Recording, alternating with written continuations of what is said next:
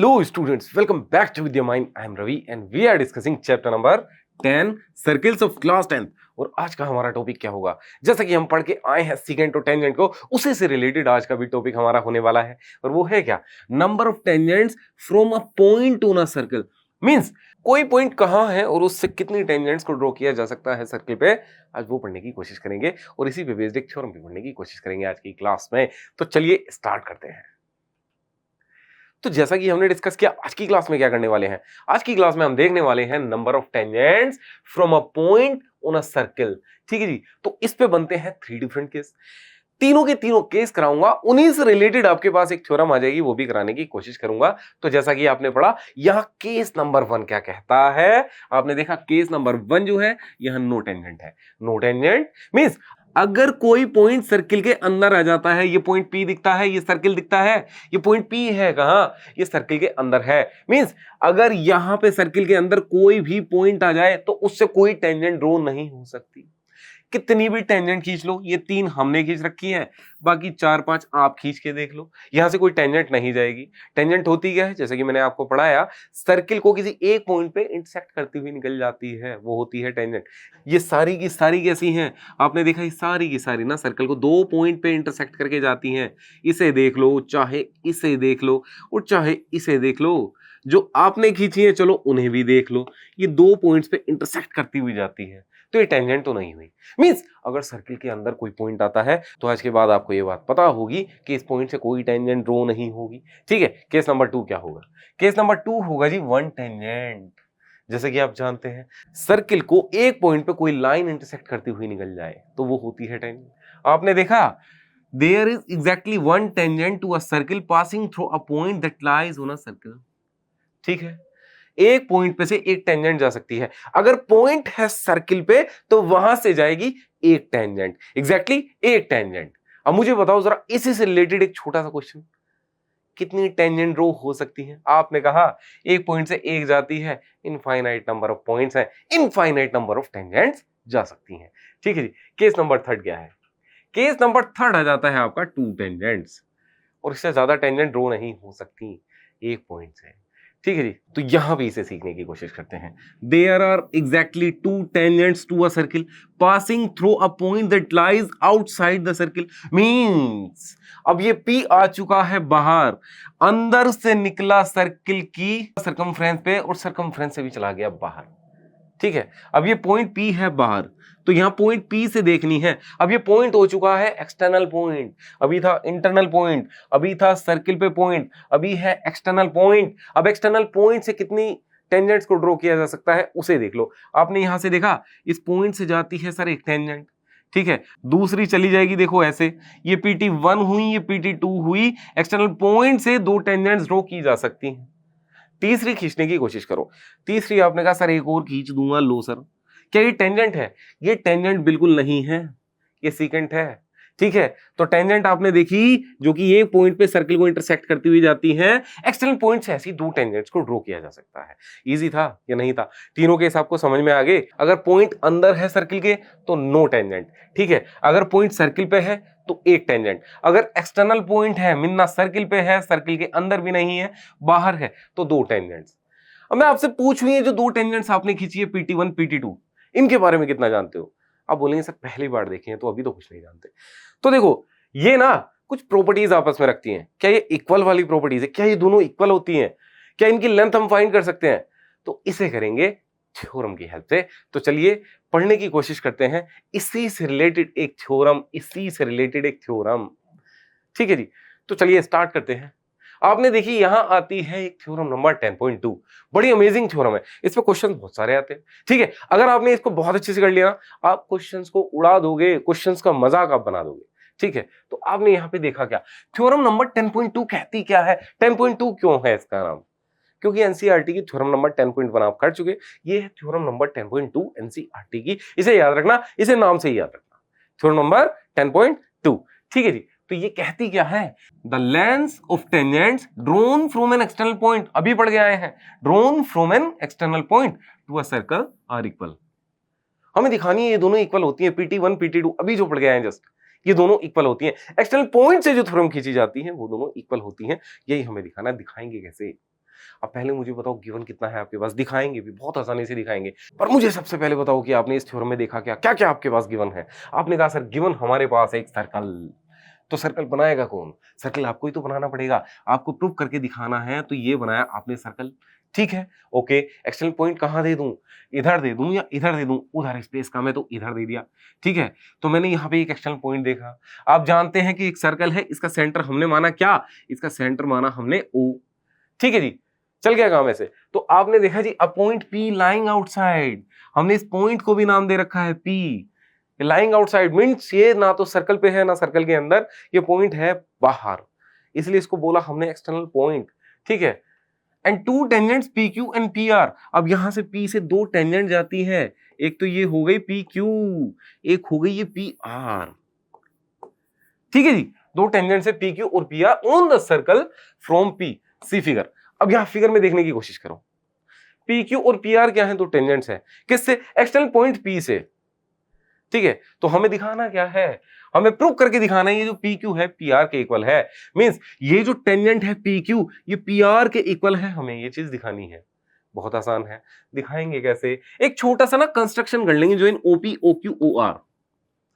अब मैं यहां पे अगर कंस्ट्रक्शन करूं, O को P से जोड़ दूं, O को Q से जोड़ दूं, O को R से जोड़ दूं, ये छोटा सा कंस्ट्रक्शन करते ही ना हम इन दोनों को दिखा पाएंगे कि PQ ना PR के इक्वल है, ठीक है। तो करने की कोशिश करते हैं, प्रूफ बहुत आसान है इसका, ठीक है। जितना आसान प्रूफ इसका है उतना आसान तो किसी भी थ्योरम का नहीं है, ठीक है। तो आपने यहां से देखने की कोशिश की, सर यहां से अगर मैं देखूं, थ्योरम 10.1 को मैंने पढ़ा है, थ्योरम 10.1 में क्या था, आपने कहा जी 10.1 में सर टेंजेंट जो होती थी वो परपेंडिकुलर होती थी किस पे, रेडियस पे, ठीक है। इतनी बात है तय, आपको पता है ये बात, आपने बहुत अच्छे से थ्योरम 10.1 पढ़ी है या नहीं पढ़ी, पढ़ी है आपने, ठीक है। देन आपने देखा टेंजेंट जो होती है रेडियस पे परपेंडिकुलर होती है, तो यहां पे दो राइट एंगल ट्रायंगल हमें देखने के लिए मिल जाते हैं सर, ठीक है। एक तो सर ये हुआ और एक हुआ जी सर ये, ठीक है। तो इन दोनों राइट एंगल ट्रायंगल को कॉन्ग्रुएंट दिखा दे तो सर हो जाएगा काम। कॉन्ग्रुएंट दिखाएंगे कैसे, चलो जी बात करते हैं कॉन्ग्रुएंट दिखाने की। तो हमने देखा इन ट्रायंगल OPQ, ठीक है, एंड ट्रायंगल OPR, ठीक है जी। दो ट्रायंगल्स की बात कर रहे हैं, दोनों को कॉन्ग्रुएंट दिखाएंगे, कोरस्पॉन्डिंग साइड के वाली दोनों आ जाएंगी, हो जाएंगी ये दोनों इक्वल, ये प्रूव करके दिखाना है हमें इस थ्योरम में, ठीक है। आपने देखा क्या, OPQ और OPR। तो सबसे पहले आपने क्या देखा, ये दोनों क्या है, सबसे पहले आपने क्या देखा, इनका एक एंगल देखा, दोनों का 90 डिग्री है, ठीक है जी। तो मैं क्या बोलूंगा, मैं बोलूंगा OQP जो है, एंगल OQP जो है वो इक्वल किसके है, ORP के, एंगल ORP के, ये और ये इक्वल किस लिए हैं, दोनों के दोनों 90 डिग्री के एंगल हैं, ठीक है। इतनी बात समझ में आ गई। देन आपने क्या देखा, राइट एंगल, और फिर आपने देखा जी हाइपोटेनस जो है, ये दोनों राइट एंगल की देखो हाइपोटेनस है, राइट एंगल के सामने वाली साइड क्या होती है, हाइपोटेनस होती है, दोनों ट्रायंगल में ये है, दोनों की हाइपोटेनस कैसी हो गई, कॉमन हो गई। आपने देखा जी हाइपोटेनस OP इक्वल्स टू कितना हो जाएगा, हाइपोटेनियस OP, ठीक है जी। इतनी बात समझ में आ गई।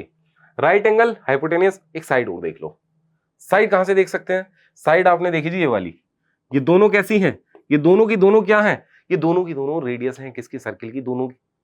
तो दोनों की लेंथ कैसी होगी, जैसे कि आप जानते हैं बहुत अच्छे से, रेडियस है तो बिल्कुल इक्वल ही तो होगी। तो आपने यहां पे लिखने की कोशिश की OQ इक्वल्स टू होगा सर किसके, OR के, ठीक है। Right angle hypotenuse side, RHS congruency rule से कैसे आगे, दोनों के दोनों ट्रायंगल कॉन्ग्रुएंट आगे, जैसे कि आपने बिल्कुल सही समझा। अगर कॉन्ग्रुएंट आ गए तो CPCT लगाएंगे और दिखाएंगे दोनों को इक्वल। चलिए दिखा लेते हैं। आपने देखा जी यहां ट्रायंगल OPQ जो होगा, ट्रायंगल OPQ जो हुआ वो कॉन्ग्रुएंट हो जाता है किसके, कॉन्ग्रुएंट हो जाता है ट्रायंगल OPR के, ठीक है। अगर ये दोनों कॉन्ग्रुएंट हो जाते हैं CPCT लगा दें क्या, पहले तो बताओ मुझे हुए कैसे। आपने कहा जी ये हुए RHS राइट एंगल हाइपोटेनियस और साइड कॉन्ग्रुएंसी रूल से दोनों कैसे हो गए, ये दोनों हो गए कॉन्ग्रुएंट। CPCT से मैं क्या बोलूंगा, CPCT से बोलूंगा जी PQ जो टेंजेंट है सर वो टेंजेंट PR के इक्वल है, ठीक है। तो हमने यहां से दिखाया PQ जो है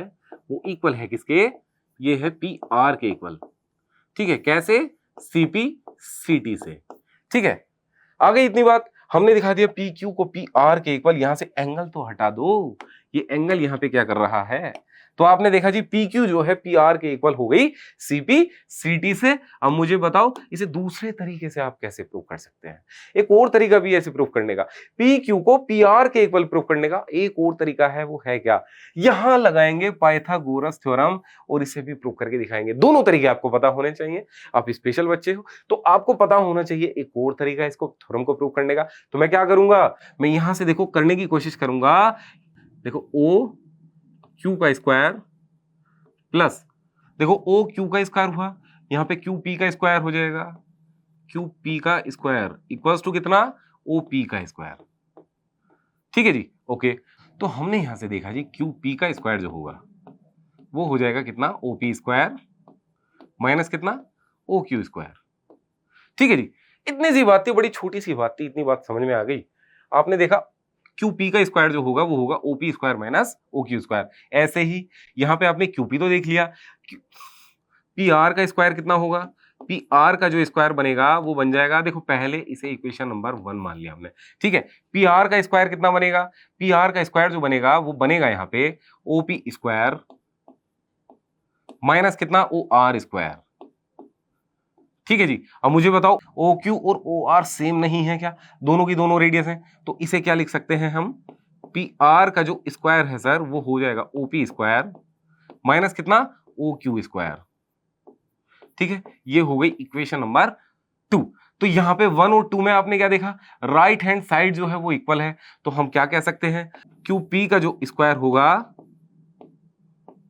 वो किसके इक्वल होगा, पी आर के स्क्वायर के इक्वल, ठीक है। तो यहां से क्यूपी जो होगी, क्यूपी कह दो पी क्यू कह दो, बात तो सेम है, तो ये किसके होगी इक्वल, ये पी आर के इक्वल होगी, ठीक है जी। यही चीज हमें दिखानी थी, हमने पाइथागोरस से भी दिखा दी, हमने कॉन्ग्रुएंसी के रूल से भी दिखा दी, दोनों तरीके से हमने आपको दिखाने की कोशिश की, दोनों तरीके आसान थे, आपको जैसा याद रह जाए वैसे से कर लेना, ठीक है। ये थ्योरम है, इसकी हेल्प से क्वेश्चन करने हैं, बस आपको पता होना चाहिए कि थ्योरम आई कैसे है। तो अभी इसी थ्योरम को ना हम पढ़ने की कोशिश करेंगे एक बार और, जिससे हम इसे काफी लंबे टाइम तक भूले ना। तो आपने यहाँ पे क्या देखने की कोशिश की, विद्यमान नोट्स में आपने ये देखने की कोशिश की, प्रूव करके दिखाना है P Q equals to P R, ठीक है। ये पी एक एक्सटर्नल पॉइंट है, यहाँ से हमने दो टेंजेंट्स को ड्रॉ किया है, उन दोनों टेंजेंट्स की लेंथ दिखानी है इक्वल, तो हमने देखा P Q equals to P R यहाँ पे दिखाना है, जो इन हमने कर दिया O P O Q O R को, ठीक है। छोटा सा कंस्ट्रक्शन किया, यहां से हमने देखा ओ क्यू पी और ओ आर पी ट्राइंगल में, दोनों ट्राइंगल में हमने देखा तो ये R H S congruency rule से आ जाते हैं कॉन्ग्रुएंट, तो यहां से पी क्यू इक्वल्स टू कितनी हो जाएगी, पी आर, कैसे, सीपी सीटी से, ठीक है जी। आपने सीपीसीटी से ये दिखाया। बाकी the theorem can also be proved by using the Pythagoras, Pythagoras theorem का भी यूज करके हम इसको प्रूव कर सकते हैं, पाइथागोरस का यूज करके हम इसको थ्योरम को प्रूव करके दिखा सकते हैं। यहां से दिखाएंगे कैसे, जैसे कि मैंने आपको बताया पी क्यू स्क्वायर कितना होगा, O P square minus O Q square, ठीक है। पी आर स्क्वायर कितना होगा, O P square minus O R square, जैसे कि आप जानते हैं O Q O R same है, तो पी क्यू पी आर के इक्वल हो जाएगी, यहां से हमने इसे भी प्रूव कर दिया। अब यहां से एक और चीज हमने देखी, जब इन्हें हमने दिखा दिया आरएचएस से, कैसा, आरएचएस से और पाइथागोरस थ्योरम से हमने दोनों ट्रायंगल्स को इक्वल दिखाया, तो हम दिखा पाएंगे कि ये दोनों एंगल भी कैसे हैं, ये दोनों एंगल भी देखो यहाँ पे इक्वल हो जाते हैं। अगर ये दोनों एंगल इक्वल हो जाते हैं तो हम क्या बोल सकते हैं, इस वाले एंगल का जो एंगल बाइसेक्टर है वो जाता है किससे, सेंटर से सर्किल के। ये भी काफी जगह यूज होगी चीज, इसको मत भूल जाना, आप इसका डायरेक्टली यूज करना कि यहां से जो एंगल बाइसेक्टर जाता है या फिर सेंटर से होके जो इस पॉइंट से लाइन निकलती है वो एंगल बाइसेक्टर भी होती है, इस वाले एंगल को आधे आधे हिस्से में तोड़ देती है। ये भी चीज यहाँ पे लिखी हुई साफ साफ नोट्स में आपको देखने के लिए मिल जाएगी। तो अब चलते हैं इसी से रिलेटेड एक एग्जांपल करने में, क्योंकि एग्जांपल से थ्योरम समझ में आती है बहुत अच्छे से। तो हमने यहाँ पे देखा एग्जांपल ये है क्या, बड़ा आसान सा एग्जांपल है। आपने देखा two tangents TP and TQ are drawn to a circle with centre O from an external point T, ठीक है। Prove that PTQ equals to 2OPQ।